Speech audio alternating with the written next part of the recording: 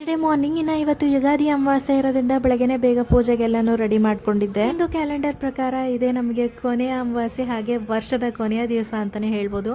ನಾಳೆಯಿಂದ ಹೊಸ ವರ್ಷ ಆರಂಭ, ಹಾಗೆ ಹೊಸ ದಿನಗಳು ಸಹ ಶುರುವಾಗುತ್ತೆ.